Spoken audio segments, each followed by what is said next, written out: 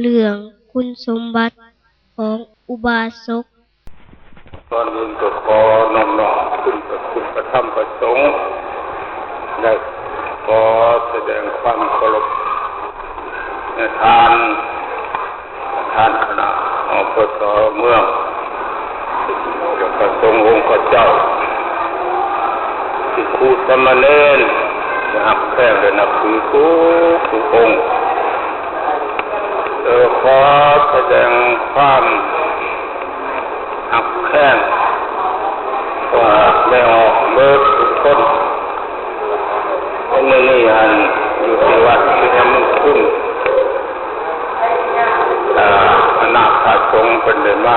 รวมลงอุโบสถตามช่องทางพุทธศาสนาในโอกาสนี้พ่อไม่ออกดังนั้นพร้อมคิดพร้อมใจกันมากอนุโมทนาสาธุการในคิดตรงอันนี้คือมาถวายข้าถวายพระทหารเต้นแล้วก็ยังหาโอกาสจะดับฟังธรรมเทศนาทั้งนั้นจะว่าในโอกาสต่อไปนี้ขอให้ท่านทุกคนตั้งตัวจับประสาทคอยห้องหักหลักเอารบรักธรรมเทศนาดังอาตมาจะได้ชี้แจงแสดงต่อไปนี้ธรรมเทศนาที่จะเอามาชี้แจงแสดงให้พวกพระสงฆ์สมณเณรออกน้องได้รับฟังกันในมื้อนี้นั้น ก็จะเว้าอันเก่าเราความหลังนี่แหละคือเอาหน้าที่ความเป็นอุปสมบทอุปสิกาคนที่นับถือพุทธศาสนาเฮานี้ก็เรียกว่าเป็นพุทธบริษัทน่ะก็มี4จำพวกคือภิกขุณีอุปสมบทอุปสิกาเวลานี้ก็ในบริษัท4จำพวกดังกล่าวนั้นก็สาบสูญไปแล้วจำพวกหนึ่งคือภิกขุณีถึงแม้จะสาบจะสูญไปแต่ยังมีพวกบำเพ็ญพรหมจรรย์เป็นแม่ขาวเมสซี่รักษาศีล8อันนี้ก็จัดว่าอยู่ในเหล่าของสมณเพศได้คือกันขอพากันประพฤติพรหมจรรย์แล้วในบริษัททั้ง4เหล่าดังกล่าวนั้นต่างคนต่างก็มีหน้าที่ต่างคนก็ต่างก็มีข้อวัดปฏิบัติแต่ว่ามื้อนี้นั้นอาตมาสิขอนำเอาหน้าที่ความเป็นอุปสมบทอุปสิกานี่มาเล่าสู่ฟังเพื่อเป็นเครื่องประดับสติปัญญาเตือนสติปัญญาให้ระลึกถึงหน้าที่ของตนหน้าที่ของอุปสมบทอุปสิกาอันนี้พระสัมมาสัมพุทธเจ้าตรัสไว้เป็นหลักสูตรเป็นตำราเนี่ยเป็นตั้งไว้เป็นหลักสูตรเป็นตำราไว้ให้พวกอุปสมบทอุปสิกาพากันปฏิบัติไปเรียนว่าคุณสมบัติของอุปสมบทอุปสิกาผู้ที่เป็นเจ้าพุทธในฐานะเป็นอุปสมบทอุปสิกานี้ถ้าอยากยั่งหน้าที่ของตนให้สมบูรณ์พึงกำหนดปฏิบัติตามหลักการที่เป็นพุทธพจน์ของพุทธเจ้ามันมีอยู่5ประการที่1ว่าเป็นอุปสมบทอุปสิกาต้องเป็นผู้ถึงพร้อมด้วยศรัทธาให้มีศรัทธาคำว่าถึงพร้อมหมายความว่าให้มีศรัทธาอันนักอันแน่ให้มีศรัทธามันคงขนงแก่นศรัทธานั้นก็ต้องประกอบไปด้วยสติปัญญาเพราะแม่น เห็นคนเชื่อแล้วก็เชื่อเห็นคนถือแล้วก็ถือโดยที่ตนเองบ่ต้องบ่ฮู้จักต้นปลายสาเหตุหยังอัน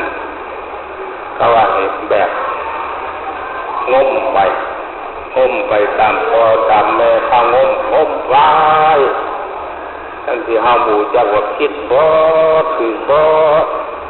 พ่อแม่ข้าเสือก็เสือไปครูบาอาจารย์ข้าเสือก็เสือไปว่าอันต้นปลายสิมันน่ะบ่ฮู้จักว่าคิดว่าถือกันนี่ก็ยังบ่ถือบ่จัดว่าถึงพร้อมด้วยศรัทธาเนอะคันยายเป็นผู้ถึงพร้อมด้วยศรัทธาคือว่าได้ยินได้ฟังยังแล้วเอามาใช้ควรพินิจพิจารณาว่าสมเหตุสมผลบ่สมเหตุสมผลเป็นแต่ได้บุญได้กุศลบ่ใช้ปัญญาเป็นว่าให้มีศรัทธาอันสัมปยุตไปด้วยปัญญาอย่าให้เป็นศรัทธาวิปยุตศรัทธาวิปยุตศรัทธาค่อนแคบศรัทธาบ่นักศรัทธาบ่แน่ได้ยินข่าวทางใดโผล่ไปทางนั้นได้ยินข่าวทางใดแต่แหวะไปทางนี้มันเข้าลักษณะผู้ห้ามตลอดศรัทธาหัวเต้าศรัทธาคัดไถ่มีลูกบวชไว้ใจจริงศรัทธาคัดไถ่เห็นผลเป็นใหญ่ใจจริงศรัทธาคัดไถ่ญาณโตอยากได้ใจจริงศรัทธาศรัทธาญาณโตอยู่ใกล้ใจจริงศรัทธาอันนี้เป็นว่าศรัทธาหัวเต่าคันลูกบวชลงแน่อยู่วัดลงเพลลงจังหันคือมันแดลูกคิกไปแล้วก็แล้วเห็นยันทานใหญ่มากน่ะลงขันยักษ์ครูหน่อยอยู่บ่ลงไก่อันอย่างใดอันนี้น้ำเปิ้ลแหละหมู่ข้านไปนกไปไหวได้ไปแล้วจ้อยบ่มาไก่เลยอันอยู่ใกล้ๆคือแดเดี๋ยวเห็นผาเรืองเดี๋ยวเห็นต่างวัดเดี๋ยวเห็นกุฏิก็คือมีความเหลื่อมใสวันนี้จากวัดไปแล้วได้ห้อยมึงพันวันก็บริสุทธิ์ถึงบุญเกินอันนี้เราศรัทธาหัวเต่าคันมีศรัทธาแล้วก็ให้มีศรัทธานักอันเนี่ยแม้นว่าที่นี่ผู้ใดมากันมาค้อนมาสุกมาอยู่ก็ไม่ยอมหลบอันนั้นเป็นเจริญว่าถึงพร้อมด้วยศรัทธาขั้นเป็นภูมิศรัทธาอันมันคงอนงแก่นมีศรัทธาอันนักอันแน่นแล้วเพิ่นว่าเฮ็ดอีหยังคิดอีหยังก็ต้องสำเร็จเพิ่นว่าดังพุทธพจน์อันเป็นธรรมภาสิทธิพุทธองค์ตรัสว่าศรัทธาสาธุปฏิทิตาศรัทธาตั้งมันแล้วยังประโยชน์ให้สำเร็จเพิ่นว่าอันนี้ที่เราตัวอย่างให้ฟังคือตัวอย่างทานอนาถาบิณฑิกะมหาเศรษฐีอนาถาบิณฑิกะมหาเศรษฐีน่ะชื่อเดิมเล่าแต่ชื่อว่านายสุทัศน์ปิตาสุทัศน์เศรษฐีสุทัศน์ชื่อเล่าดีเลยในเวลานั้นเราก็ท่านได้นับถือพุทธศาสนาเรานับถือเทพเจ้าในประตูทางเขาเรือนเราทั้งสี่ด้านเราเสียหอพระพุ่มหรือหอเทวดาไว้เพื่อนเทวดามาเขามารักษาบูชาเทวดาคู่มือขันอยู่มาเนี่ยพระพุทธองค์นี่พุทธเจ้าเฮาออกไปเผยแผ่ศาสนาไปหอดเมืองสาวัตถีหอดเมืองสาวัตถีประเทศนาโปรดพระต้นอยู่หันอนาถานายสุทัศน์อิตาสุทัศน์เศรษฐีสุทัศน์เอาไปฟังพุทธเจ้าเทศ ฟังไปได้ดวงตาเห็นธรรมคือสำเร็จเป็นโสดาบุคคลจึงได้ปฏิญาณตนขอถึงพระพุทธเจ้าเป็นที่พึ่งขอถึงพระธรรมเจ้าเป็นที่พึ่งขอถึงพระสังฆเจ้าเป็นที่พึ่งตั้งแต่มือเล่าเลยปฏิญาณตนเป็นอุปาสกขอถึงพระพุทธพระธรรมพระสงฆ์เป็นที่พึ่งจากกันแล้ว เราตั้งหน้าปฏิบัติศีลปฏิบัติธรรมโดยเฉพาะการให้ทานการรักษาศีลให้ทานบ่ได้ขาดมื้อบ่ได้ขาดเงินและพระสงฆ์องค์พระเจ้าเที่ยวก็บิณฑบาตอยู่ในเรือนละมื้อละ100-200แล้วก็ใส่ให้เบิดรักษาศีลนี่ก็ท่านเพิ่งวันศีลวันพระมาคนที่ว่าเป็นลูกน้องมันมารับจ้างเฮ็ดเวียกอยู่นำลาเราให้รักษาศีล8เบิดไผบ่รักศีล8ไผบ่รักษาศีล8ไล่ออกเป็นไดอนาถาบิณฑิกเศรษฐีอันเมื่อมีความเลื่อมใสศรัทธาต่อพระพุทธศาสนาอย่างมั่นคงอย่างนั้นแล้วก็หาบ่อนสร้างวัดให้พุทธเจ้าก็ประสงค์อยู่เลยไปติดต่อขอสื่อชวนนายเทศไปขอสื่อชวนอิตาเทศเฮ็ดวัดทั้งอิตาเทศก็บ่อยากขายอะไรในใจก็ว่าสิบ่ขายจะได้ว่าก็ทดสอบเบิ่งศรัทธาเราคนโตยังได้อีกเอาเงินมาแม่เอาเงินมาปูไปให้มันพัวแผ่นส่วนเฮานี่ให้มันเต็มแผ่นส่วนเฮานี่เฮาต้องสิขายให้ทั้งให้สุทันเรือนาถาบิณฑิกเศรษฐีก็อีนี้บ่จะเว้าอีนี้เลยนะแล้วก็สั่งให้ลูกน้องเล่าเงินมาปูเดินในส่วนเราจนเต็มไปหมดเงินอันไหนเงินเรียนอันไหนคือเงินหัวหนามนะมันเป็นเงินเสียได้ปูไปเลยสิเต็มเลยยังน้อยนึงในทางออกทางเจ้าของสวนนี่ตัดสินโอ้ยโจกควันหมดแต่โจกควันเขาก็อยากขอโมนเขาได้น้ำโตเขาจะได้บุญน้ำโตมันโตจะเอาเฮ็ดวัดให้ลีมาบริโจแล้วโตว่าให้ปูให้มันเต็มเขาก็สิปูให้เต็มเลยนะอันโตอยากได้บุญน้ำเฮาเนี่ยเฮาสิให้อยู่เอาชื่อโตเราหอยไว้กับวัดอันนี้โตก็ได้บุญน้ำเฮาแล้วยังได้ตั้งชื่อวัดนั่นแหละว่าวัดประเสศวรรค์ชื่อตามเจ้าของสวนเจ้าของสวนวิตาเทพใช้ชื่อวัดประเทศตะวันมหาวิหารอันเมื่อชื่อได้แล้วจังสั้นก็ลงทุนบริจาคเงินไปสร้างวัดนั้น54 โกฏเอ้ยเงินล่างสมลายเลย54 โกฏเฉพาะสร้างวัดได้บ่รับได้เงินซื้อกันได้สร้างเบิดทุกสิ่งทุกอันเป็นสร้างหอแจกสร้างโบสถ์สร้างสิ่งสร้างกฐิวิหารที่พักผ้าอาศัยพระสงฆ์องค์เจ้าสร้างให้เบิดว่าหมดเงิน54 โกฏปานนั้นเด้ศรัทธาล่ะ นอกจากสร้างวัดแล้วก็ปฏิญาณตัวว่าทุกวันใดข้าพระเจ้าจะให้ทานแก่พระสงฆ์องค์พระเจ้าผู้ทรงศีลผู้ทรงธรรมที่บ่ให้ขาดสั่งให้คนใส่หุงข้าวไว้ใส่บาตรแต่ละมื้อเป็น9 หม้อ10 หม้อใหญ่ๆพุ่นแหละอันอยู่มาเลยข้าวบ่มีจนหมดข้าวในเรือนในศาลในสิ่งในสางหมดมื้อนั้นแล้วพระเจ้าบ่มีข้าวหุงใส่บาตรให้เพิ่น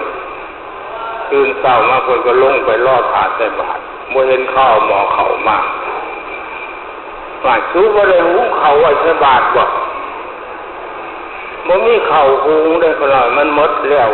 โอ้หมดปานนั้นบ่เพิ่นหมดเลยเด้อเนาะก็ย่อมือจะไปทรงองค์เจ้าขอโทษขออภัยเลยเนี่ยครูเอ้ยมื้อนี้บ่มีข้าวใส่บาตรแต่ถึงวันนั้นก็จิตใจบ่ได้หย่อบ่ได้ท้อบ่ได้ถอยเรื่องการให้ทานอยู่มามื้อนึงแล้วเอาเข้าป่ายบ่แม่นเข้า สมบูรณ์ได้เข้าป่าย ไปซอกไปโอ้เอาข้าวปลายมาต้มข้าวเปียกใส่น้ำส้มผักกุ้งแต่ม่วนพระสงฆ์นี่องค์พุทธเจ้าเข้าไปสันจังหันอยู่ในเฮือนเมื่อถวายข้าวเปียกหันเมื่อแล้วไปนั่งจมน้ำพระพุทธเจ้า ไปนั่งจมน้ำพระพุทธเจ้าว่าโอ้ยของท่านขน่อยมื้อนี้ที่บ่ได้บุญหลายแล้วของท่านบ่ปานนี้ของท่านบ่ประเสริฐต้มข้าวเปียกใส่น้ำส้มผักกุ้ง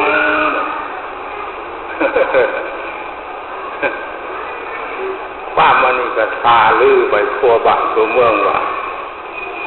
ตาสุทัศน์เศรษฐีให้ทานจนทุกข์จนยากจนอึดจนยาก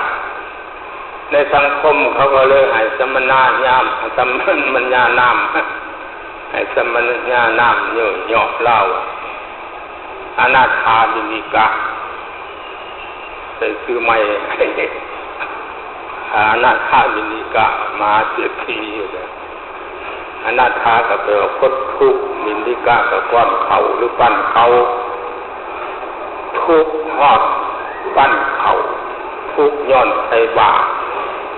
ทุกข์ย้อนเอาเขาใส่บาปก็เลยได้ชื่ออันนั้นติดต่อมาจากผู้หนึ่งผู้มือหรือว่าอนาถาบิณฑิกะมหาเศรษฐีอยู่นั่น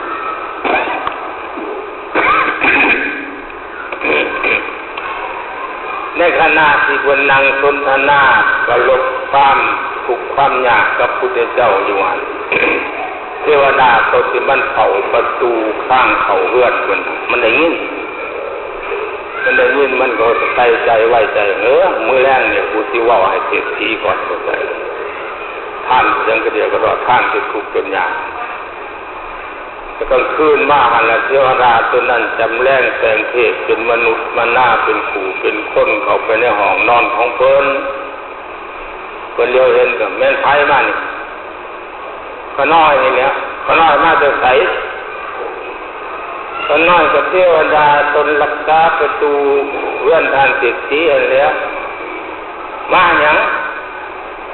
อย่างมาเว้าน้ำทานเศรษฐีเนี่ยเว้าหยังโยอยากเตือนท่านเศรษฐี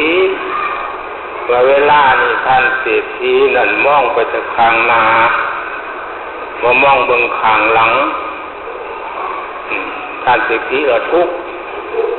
แต่ที่ท่านเศรษฐีบูชาพวกมุขน้อยท่านเศรษฐีก็มีหลักมีรวยไปค้าขายง่ายมือยังก็ร่ำก็รวยวันนี้ท่านเศรษฐีเนี่ยปามุขน้อยมาบูชาพระพุทธพระธรรมพระสงฆ์ท่านเศรษฐีละทุกข์เพราะว่าคนนั้นเทวดาว่าคนแยกไปพระเทวดามึงจะมาดูพระพุทธพระธรรมพระสงฆ์กูก็ได้นี่มึงนี่เด้ออยู่กันเลยอันนั้นป๊บเลยเทวดาตนกับป๊บใหญ่แลนไปหาเทวดามาเอชักโอ้ยซอยขน้อยนี่ทอนท่านเศรษฐีไล่ขน้อยนี้แล้วจ้ะเทวดามาเอชักว่าเจ้าไปเว้าแน่ๆเพิ่นหายโอ้ขน้อยก็หวังดีทั้งคนนี่แหละจะเตือนเพิ่นบ่อยากให้เพิ่นทานหลายเดี๋ยวนี้เพิ่นเป็นทุกข์จนยากข้าวสิกินก็ยังสิบ่มีล่ะขน้อยเลยไปเตือนเพิ่นบ่อยากให้เพิ่นทานเทวดามาเอชักโอ้เจ้าจะมาสร้างโลกแนวนั้นจะไปคัดฟางคนที่มีศรัทธาแก่กล้าไปคัดฟางคนทางทำบุญของผู้มักบุญเจ้าไปคัดฟางผู้มีศีลมีธรรมเจ้าบาปแล้วนี่เห็นบอกบาปแล้วนะบาปแล้วเป็นไรที่เราสั่งคอยซอยบ่ได้ดอกคอยยังบ่หานไปว่าน้ำคนได้คอยกระย่านได้บ่ทานได้ไปพูดไปหาเท้าจตุโลกบาลไปหอบไปหาเท้าจตุโลกบาลอีกเท้าจตุโลกบาลก็ขอความช่วยเหลือน้ำเท้าจตุโลกบาลเท้าจตุโลกบาลโอ้ยเจ้าจะมาว่าในนั้นเนาะนี่แหละเจ้าบาปแล้วจะไปคัดฟังศรัทธาผู้มีศรัทธาแก่กล้าไปคัดฟังผู้ท่องผู้งานความดีมันบาปแล้วเจ้าไอ้คอยซอยเขาคอยซอยบ่ได้หรอกให้สิหารตัวน้ำเพิ่น สายบุญไปหาพระอินทร์บุญ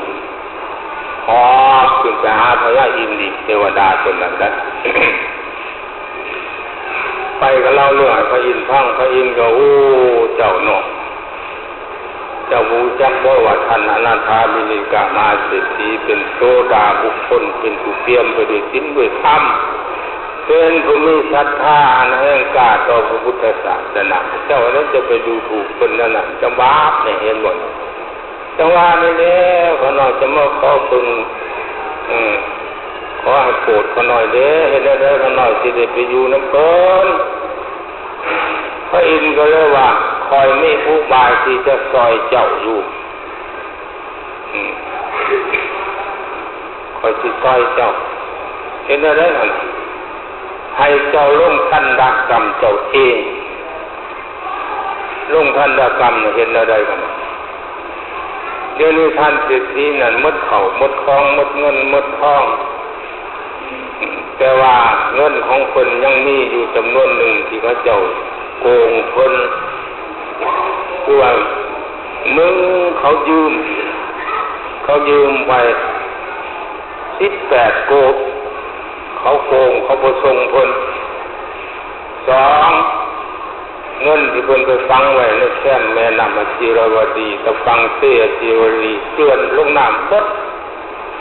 อันนี้ก็18 โกด3ไปร่วมมือฆ่าสำเภาน้ำหมูสำเภาหลบเสียไปอีก18 โกดแล้วให้เจ้าไปนำเอาทรัพย์สมบัติจำนวนนี้ขึ้นให้เพิ่นให้มันได้ท่านเจ้านำทรัพย์ตรงนี้ขึ้นให้เพิ่นได้เพิ่นจังสิเมตตาให้เจ้าได้อยู่เทวดาตนนั้นก็เป็นเทวดาที่มีฤทธาศักดาดีมาใส่เทวานุภาพแดงกายเป็นเสมียนของอนาถาบิณฑิกะไปท่วงเอาเงินที่เขายืม18 โกดเขาก็ส่งเบิดไปนำเอาเงินที่มันเจือนลงกับน้ำก็เอาขึ้นมาเบิดไปนำเอาเงินบนสำเภาลมเอาขึ้นมาเบิด18 โกด3 เกือบ18เป็นเท่าไรจะหัวป่อง3 เกือบ18 54 โกดเอามาบรรจุไว้ในหยุ่งในสางของคนเต็มมาอย่างคือเก่า เมื่อเอาเงินทำเงินนั่นคืนมาให้หมดแล้วในกลางคืนมากก็เข้าไปหาท่านเศรษฐีแล้วท่านเศรษฐีเรื่องนั้นเพิ่นก็จำได้มาอย่างอีกเวลาตัวนี้โอ้ยขน้อยมาขออยู่น้ำนี่แล้วเดี๋ยวนี้ขน้อยได้ปฏิบัติคิดกันพระอินทร์ได้ลงโทษแต่สำเร็จหมดแล้วแล้วขน้อยมาขออยู่น้ำญาเป็นโทษอย่างเจ้าคนในข้างน้อยไปนำเอาทรัพย์สมบัติของท่านเศรษฐีอันตกเสียหายไปคืนมาหมดแล้วเดี๋ยวนี้ข้างน้อยก็เอามาบรรจุไว้ในหยุ่งในสางของท่านเศรษฐีครบถ้วนบริบูรณ์หมดเสื้อก็ไปเบิกแล้วก็ย่างไปเบิ่งเห็นเงินเต็มอะไรอยู่คือเก่า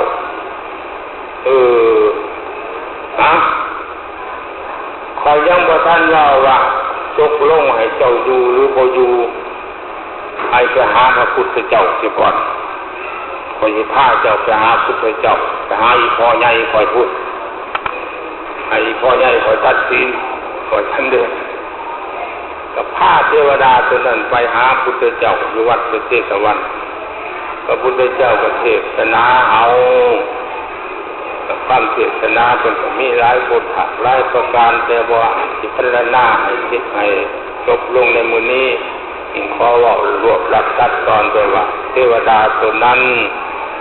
เมื่อได้ฟังธรรมเทศนาจากพระสัมมาสัมพุทธเจ้าก็มีความเห็นอันถูกต้องกายเป็นเทวดาสัมมาทิฏฐิปฏิญาณตนถึงพระพุทธเจ้าเป็นที่เพิงถึงพระธรรมเจ้าเป็นที่เพิงถึงพระสังฆเจ้าเป็นที่เพิงอะไรอันนั้นแหละคือศรัทธานักแหละไอ้สิสั้นสิค่อนไอ้สิสุขไอ้สิอยู่กับว่าย่อมหลบเป็นอุปาสกอุปาสิกาคือผู้อยู่ใกล้พระพุทธศาสนา ต้องให้เป็นผู้ถึงความด้วยศรัทธาคือความเชื่ออย่างเชื่อพระพุทธเจ้าว่าพระพุทธเจ้านี่เป็นพระอริยบุคคลตัดกิเลสตายคลายกิเลสออกลอกกิเลสได้เชื่อว่าพระพุทธเจ้าเป็นผู้ทรงไว้ซึ่งปัญญาคุณอันประเสริฐเชื่อศีลเชื่อธรรมของพระพุทธเจ้าว่าถ้าผู้ใดปฏิบัติตามธรรมะคำสั่งสอนของพระพุทธเจ้าผู้นั้นต้องมีความสุขแต่หลักผลคือความสุข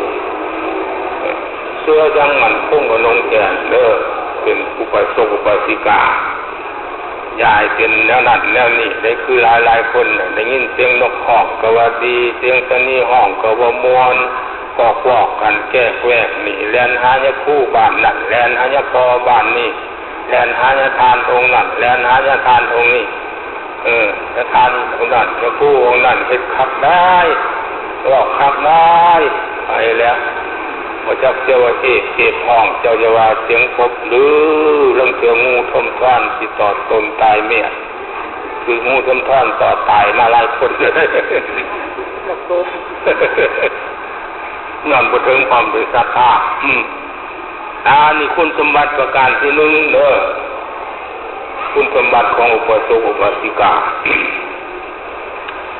คุณสมบัติประการที่สองเป็นอุปาสกอุปสิกาให้ถึงความด้วยศีลหมายความว่าให้มีศีลอย่างน้อยที่สุดแต่มีศีล5ประจำใจอย่าให้ขาดอันนั้นควรจะว่าถึงความด้วยศีล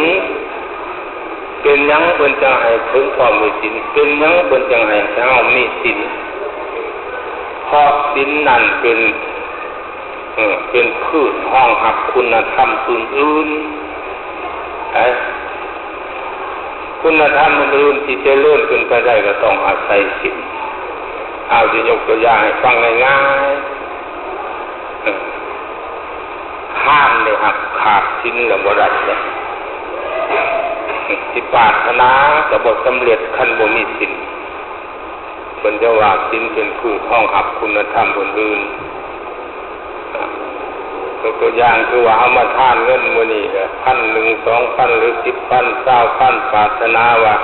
ขอให้ผู้ขาพ้นทุกข์พ้นยากพ้นทุกข์พ้นยากขอให้ผู้ขาพ้นโป้ยพ้นไข้พ้นกรรมพ้นเวรแต่ว่าออกจากวัดไปหาหลักเขาเรือนเขาสาไปหาหลักเขาวัวเขาสวนเขาสาไปหาหลักงัวหลักควายเขาสาเงินที่เจ้าท่านไป 10,000 20,000 คุ้มบ่ได้ดึงไม่ออกมันจะว่าศีลน่ะมันเป็นพื้นห้องหับคุณธรรมอื่นๆท่านที่ได้ผลอันสำเร็จดังความประสงค์ก็ต้องมีศีลนะมันจะว่าเป็นอุปสมบทกาต้องเป็นผู้ตั้งอยู่ในศีลเพราะศีลนั่นเป็นเครื่องห้องหับคุณธรรมและศีลนั้นเป็นเครื่องประคับประคองความสงบศีลนั้นเป็นเครื่องประคับประคองความเป็นผู้มีวินัยศีลนั้นเป็นเครื่องประคับประคองให้คนไปคนมาอย่างบรมสุขนะเป็นยังมันยังประคับประคองได้นะเพราะศีลนั้นเป็นแปลว่าปกติทุกสิ่งทุกอย่างถ้ามันอยู่ในสภาพเป็นปกติแล้วมันเป็นไปได้บ่มีอันเสียบ่มีอันหายบ่มีอันหลบบ่มีอันตายคันมันอยู่ในสภาพปกติคันมันผิดปกติแล้วแม่นยุ่งแม่นเดือดร้อนมันผิดปกติเอายกตัวอย่างคนเฮานี่ซะไปคนเฮาในสิ่งที่ไปยุ่งให้เฮาเป็นครูเป็นคนเป็นผู้มีชีวิตจิตใจอยู่ได้นั้นก็เพราะว่าสภาพความเป็นปกติในตนในตัวเฮาน่ะมันบ่มีอันสูญมันบ่มีอันเสียมันบ่มีอันบินมันบ่มีอันเตะนะหูตานาภาคทุกภาคส่วนในอวัยวะเฮาอยู่ในสภาพปกติคันมันผิดปกติถึงบ่ตายก็ลำบากนะมันผิดปกติอันเป็นตัวอย่างว่าตันดังคือนี่นะพวกเรื่องตันดังนี่ก็ดูยากได้หันใจยากแล้ว นั่นมันผิดปกติเจ็บข้อคืนน้ำบ่ได้คืนเข่าบ่ได้มาตายกับข้างเรืองคุณแล้วท่านมันผิดปกตินะนั่นแหละเพิ่นจะว่าศีลน่ะแปลว่าปกติศีลเป็นเครื่องรักษาสภาพความเป็นปกติของสังคมมนุษย์เฮานี้ถ้าหากว่ามันอยู่ในสภาพปกติแล้วก็อบอุ่นซุ่มเย็นถึงความสุขความเจริญถึงความสงบระงับจากโทษจากภัยจากเวรจากผู้หายใช้โจรระงับไปเลยทุกคือดังเป็นฉลองศีลให้เอาฟังแต่ละเทื่อเอาหับศีลน่ะมัจจุราเมรยมัสสะปมาทธานาเวรมณีสิกขาปะทังสมาธิยามิแล้วยังคู่คนม่วนศีลกันเด้แท้ที่จริงแล้วเพิ่นเทศฉลองให้เอาฟังเพิ่นบ่แปลให้เอาฟังนอกไม่ออกนอกสีเลนะสุขติยันติผู้จะถึงสุขติได้ก็ต้องเป็นผู้มีศีลสีเลนะโภคสัมปทาจะมีโภคสมบัติภัสถานมากมายไกลกองทุกหังมังมีนั่นก็เพราะผ้ากันนี่ศีลสีเลนะนิพุติยันติจะดับทุกข์ดับโศกอันว่ามันแทนเหมาะกับสังคมมนุษย์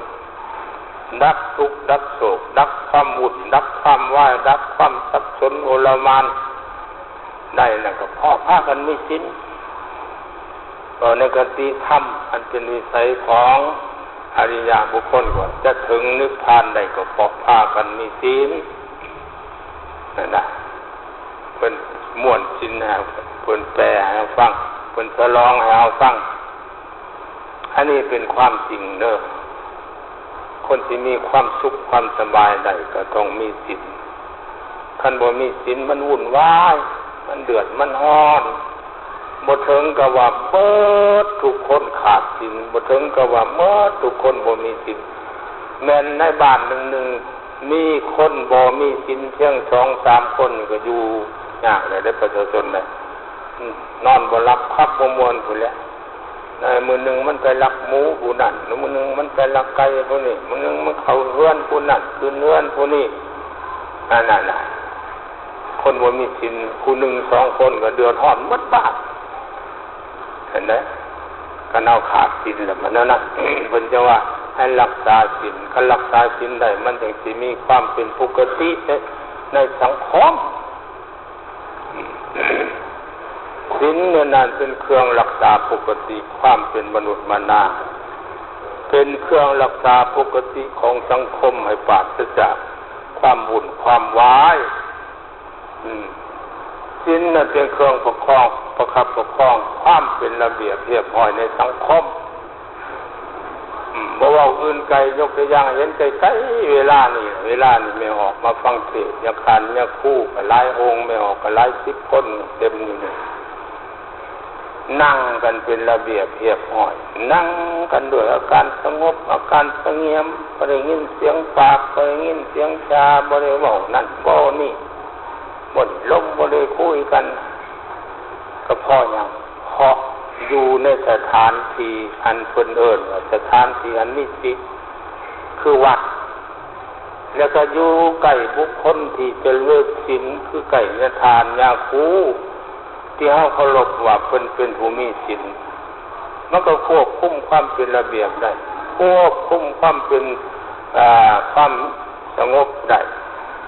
ควบคุมสังคมให้เกิดความสงบนี่นะคะแนนหมู่เจ้าบ่อยู่วัดนี่คะแนนหมู่เจ้าเมื่ออยู่เรือนนี่หลายคนปานนี้พอเสียงอื้อถึกแล้วนี่แม่นบ่ไปออก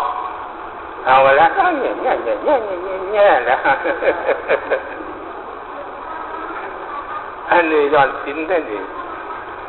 ศีลเป็นเครื่องควบคุมความเป็นผู้มีวินัยความเป็นผู้มีระเบียบได้ในออกบ้านข่อยตะกี้ข่อยเป็นเจ้าหน่อยไปหาแพทย์ประแดกเพิ่นตำหูอยู่ในตารางเนี่ยแพ้เพิ่นก็บ่ถือดอกยามฮ้อนเสื้อก็บ่นุ่งออกบ้านนอกนั่งตำหูแล้วก็โตนพูดเข้าไปตรงเล่ง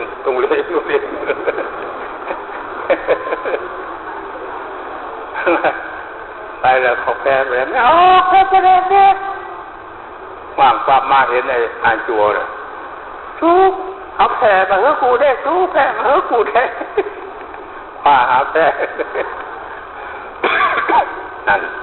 พวกเพียงจนหน่อยนะจนหน่อยก็สามารถบังคับให้คนเป็นผู้มีระเบียบได้แล้วนั่นเป็นหยังศีลจังว่าเป็นเครื่องบังคับความเป็นผู้มีวินัยความเป็นผู้มีระเบียบได้ก็เพราะว่าศีลนั่นมันปราบปรามได้สิ่งความโกรธความห้ายศีลเป็นเครื่องกำจัดความห้ายความโกรธขั้นคนเฮาบ่มีความห้ายแล้วบ่วุ่นวายอยู่กันเป็นระเบียบเรียบร้อยเบิดเดี๋ยววุ่นวายอยู่กันด้วยความเดือดความร้อนวุ่นวายต่างๆนั่นก็เพราะหยังเพราะบ่มีศีลนั่นแหละบ่มีแนวควบคุม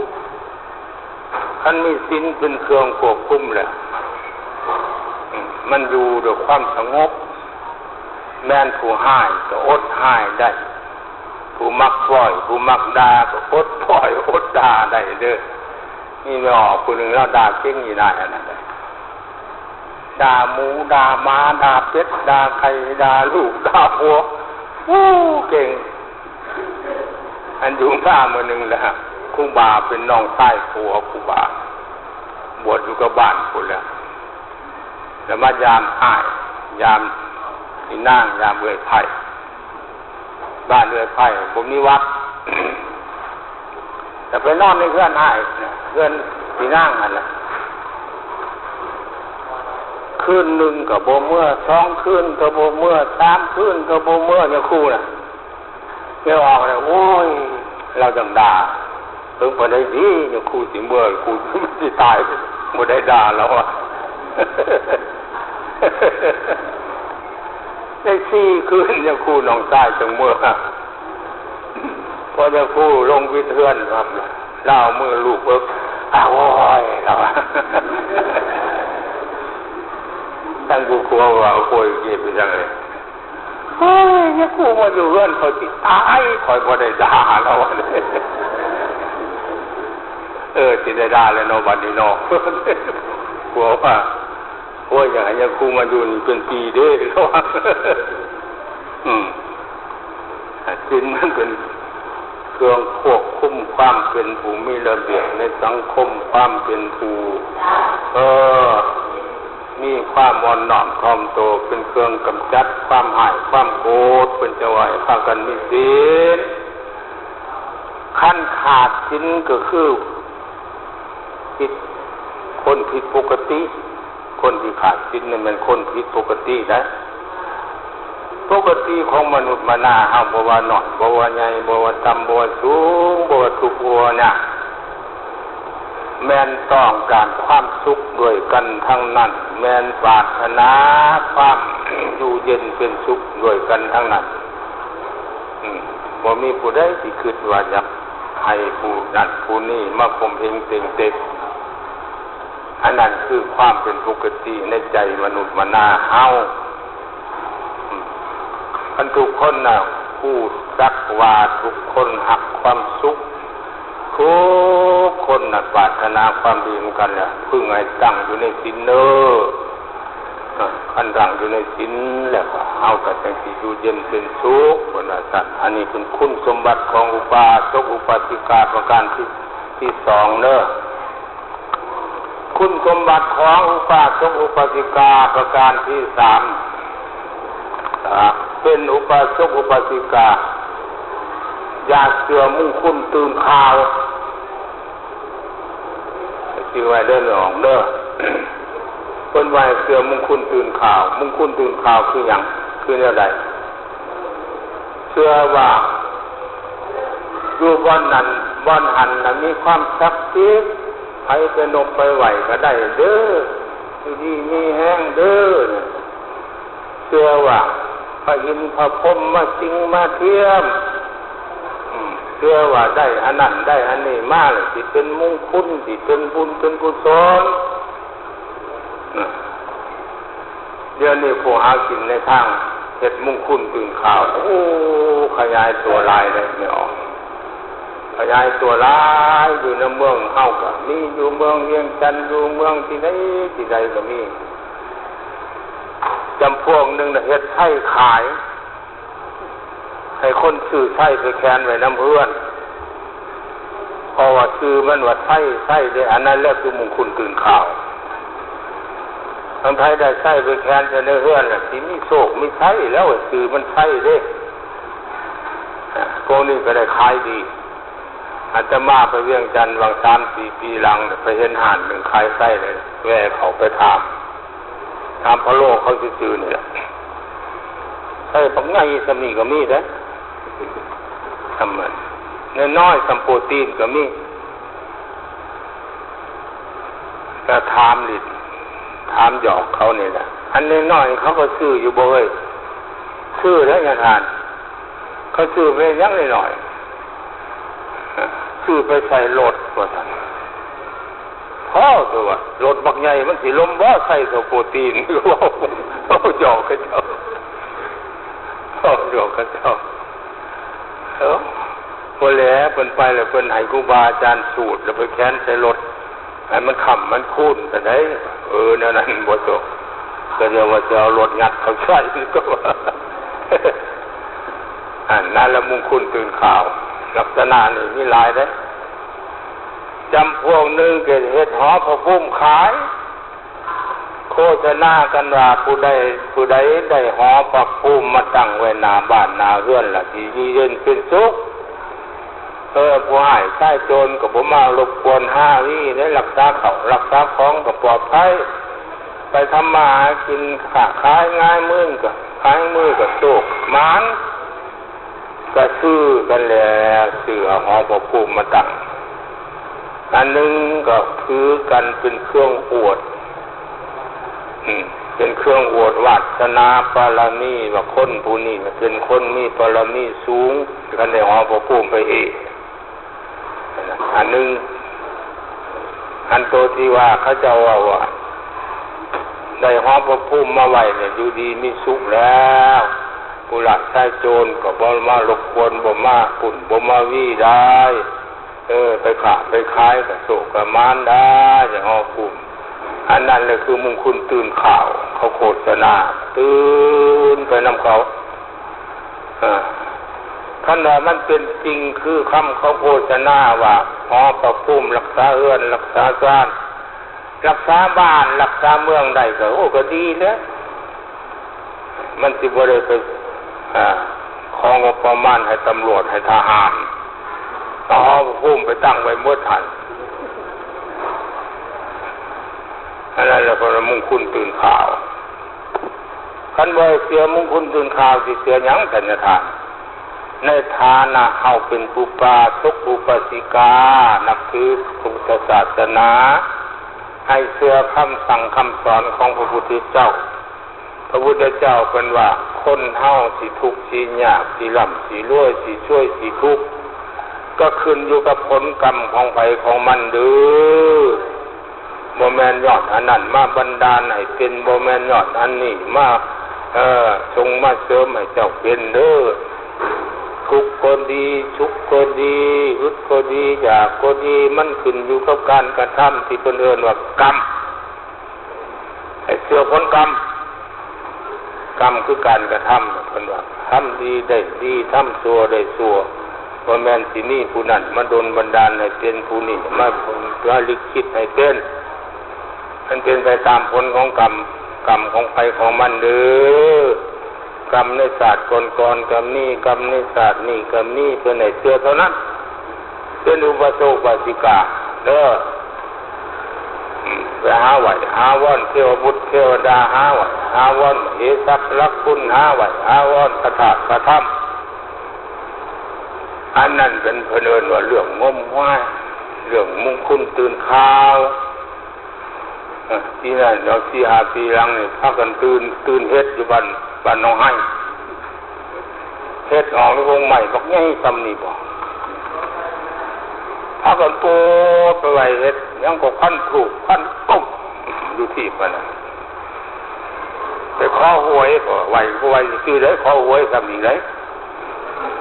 ข คนเป็นพันเดี๋ยวมันก็สินี้บ่ถึกยอดไปเลยไปเบิ่งเอาข้องไล่ในเฮ็ดน่ะมันข้องเงาะหันงอนอันนี้เลข5เว้ยอันนี้เลข7เว้ยนี่เลข1เว้ยอันนี้เลข9ตีกันไปผู้มันถือก็โอ้ยถือหัวจนเฮ็ดนั่นแหละก็มึงคุณตื่นข่าวว่าเรื่องมึงคุณตื่นข่าวนี่เพิ่นนึกก็มีหลายโอกาสมีหลายวิธีแต่อาตมาสิขอยกมาเว้าให้ฟังแต่เพียงเท่านี้ยกให้ฟังแต่พอเพียงเท่านี้เป็นว่าไว้เชื่อให้เชื่อกรรมเฮาบ่เฮ็ดเฮาบ่ทำมันบ่ได้เด้อพุทธเจ้าเพิ่นว่าเพิ่นจะว่าเป็นไปตามกรรมเจ้าสิเอาไส้มาแขวนไว้เต็มเรือนเจ้า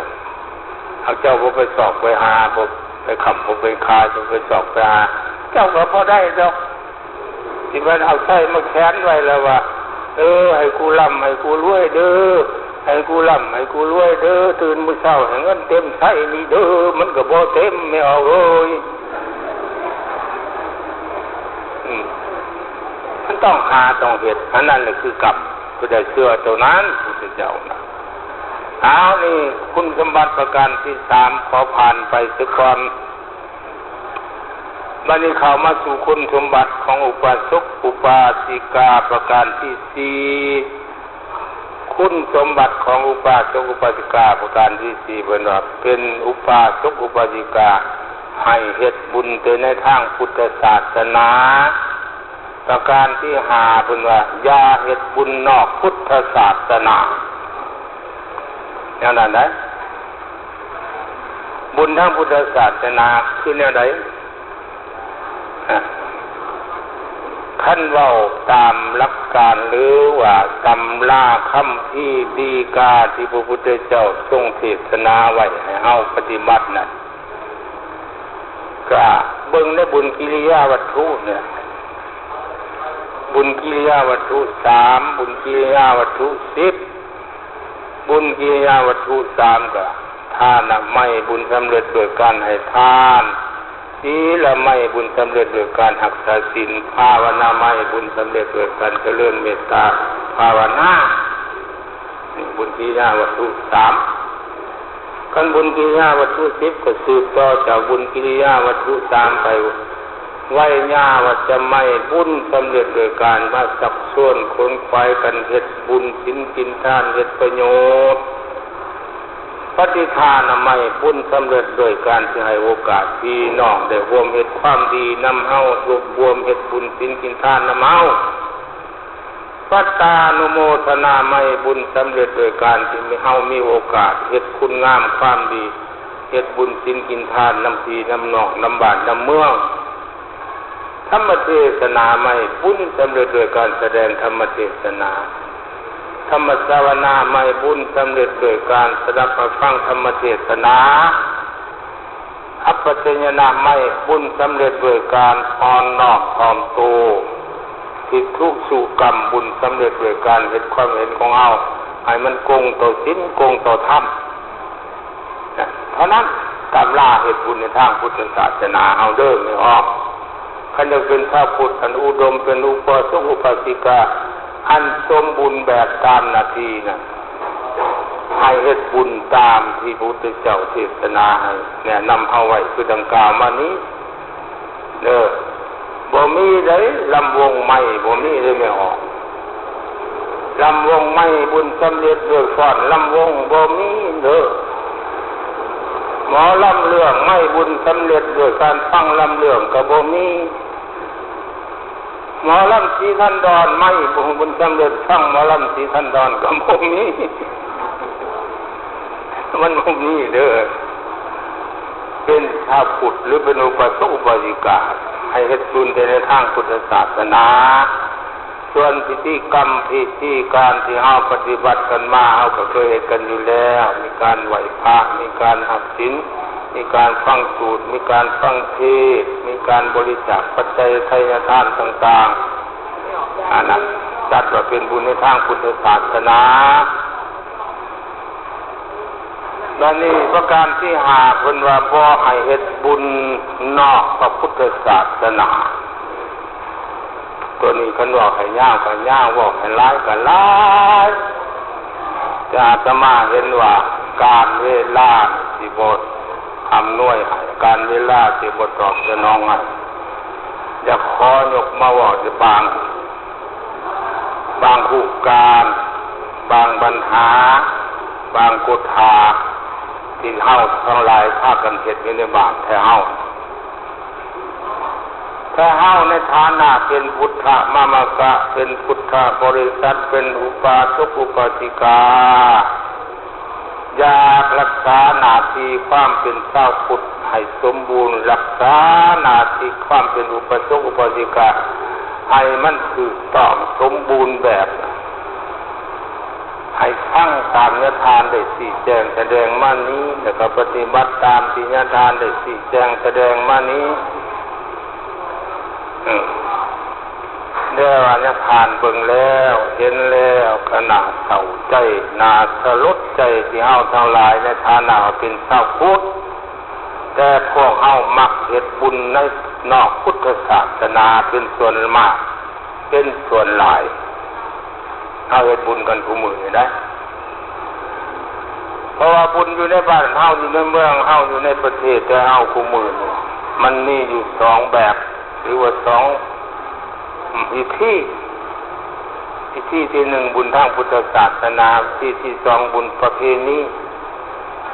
เฮาเฮ็ดบุญผู้มื้อนี่ได้ปะบ่ได้สองอันเฮ็ดแต่ละเทื่อก็แม่นเฮ็ดควบกันไปเฮ็ดคู่กันไปเลยนะบุญพุทธศาสนาก็เฮ็ดบุญประเพณีก็เฮ็ดแต่ส่วนมากเลยมันเน้นนับไปใส่บุญประเพณีหั่นน่ะบุญประเพณีเลยแม่นหยังบุญมวลท่านบ่มวลก็บ่เอิ้นว่าบุญฉะนั้นคนลาวเฮาส่วนลงหลายส่วนมากแล้วจะไปเข้าใจว่าความมวลนั้นเป็นบุญแต่ว่าเห็นในไสก็ทุกข์กันไปเทกันไปแต่เรื่องมวลนั่นแหละทั้งที่อันนั้นบ่แม่น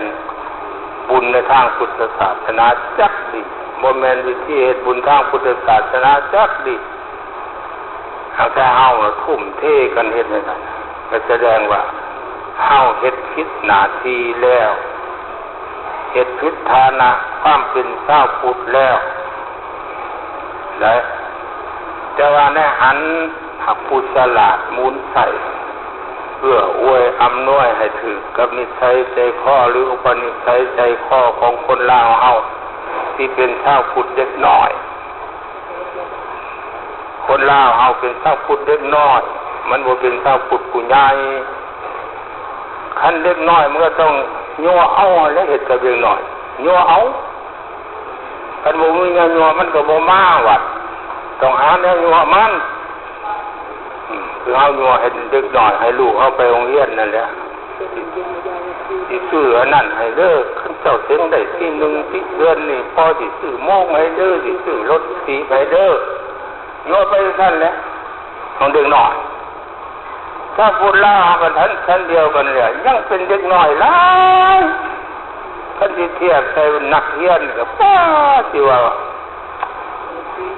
อนุบาลก็ยังบ่อยากพอทำได้น้อยกว่าอนุบาลทำอีกถ้าพูดลาวเฮามันแสดงออกได้บ่พระเจ้าเฮ็ดบุญน่ะมันเฮ็ดบุญนอกพุทธศาสนาน่ะหลายเอาความลิ้นเอาความมวลนี่แล้วมาเฮ็ดถือว่าบุญ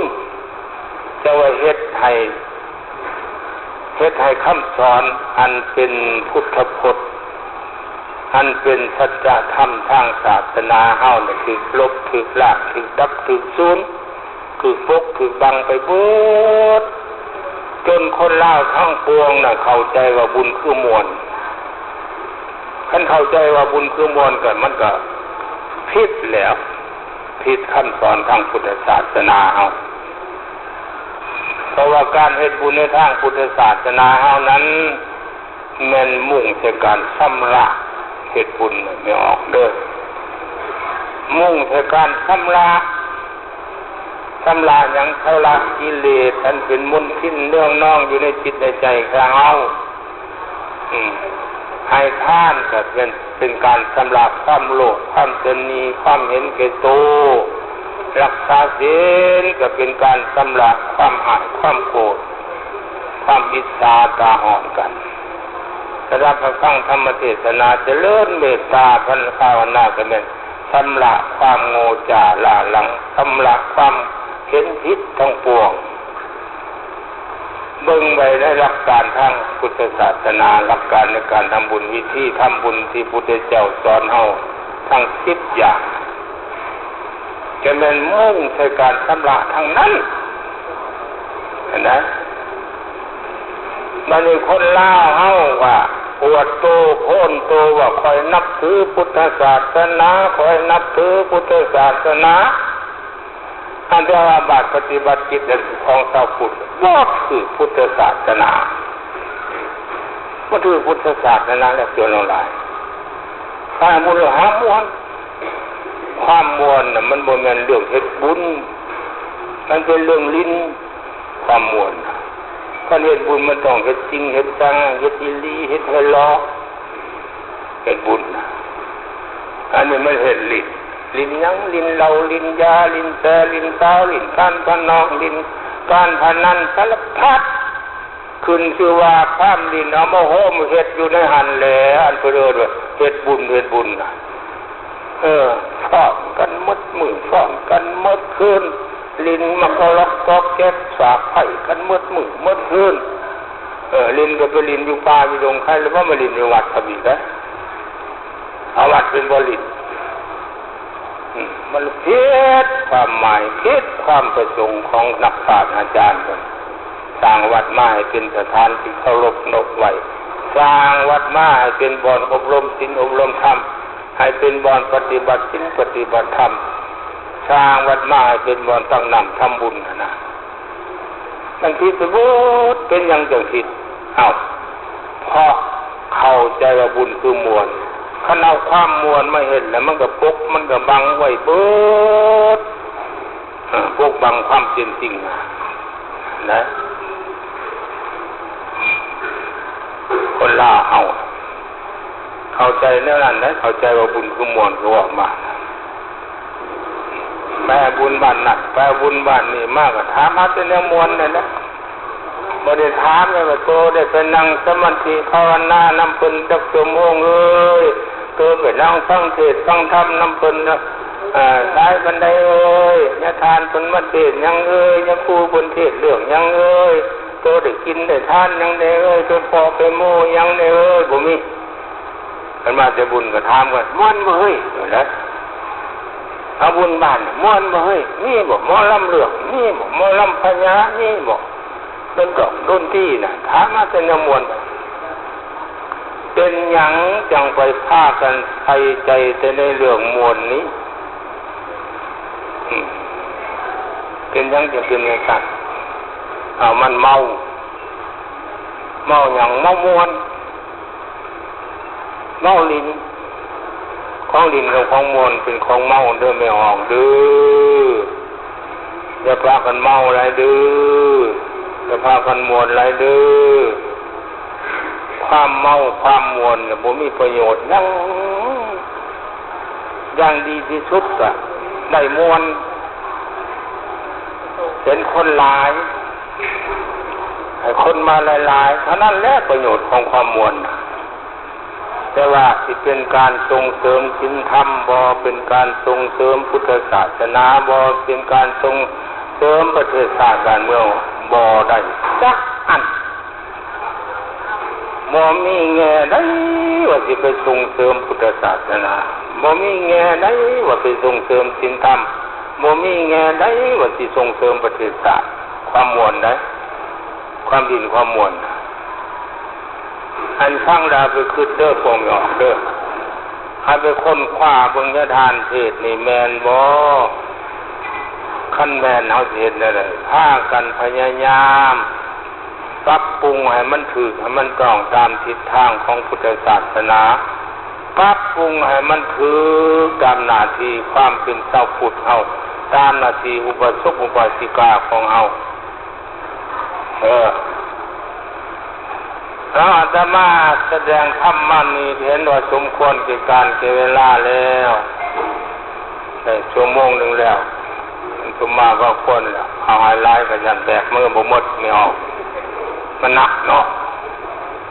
มันหนักยันหามเมื่อบ่ได้เอาตำหนิซะก่อนมื้อนี้ฮะที่ชุดนี้ก็ขอแสดงความขอบพกขอบใจนำพระอาจารย์คำมนต์เจ้าอธิการวัดวัดสยามมงคลขอบพระสงฆ์องค์ข้าเจ้าแล้วก็ขอบใจนำออกตนญาติโยมในบ้านสยามมงคลบ้านยังบ้านทาแฮทงย่นบอกสองบ้านที่ได้มาให้ความอุปถัมภ์ค้ำชู้พระสงฆ์องค์ข้าเจ้ามารวมลงอุโบสถในวันนี้แล้วก็ตลอดถึงไม่ออกทั้งสยามมงคลทั้งสยามภูมิหมวละทั้งเซโนทุกขู่ทุกคนเด้อขออ้างอิงเอาอำนาจบุญกุศลอันนี้จงเป็นปัจจัยค้ำชู้พวกเฮาให้เป็นผู้เจริญงอกงามในพระวรพุทธศาสนาอาศัยศีลอาศัยธรรมเป็นที่จังเป็นที่พึ่งให้พวกเฮาอยู่ดีมีสุขหายทุกข์หายโศกหายโรคหายภัยอายุมันขวัญยืนการกุงเรื่องทุกผู้ทุกคนเถิด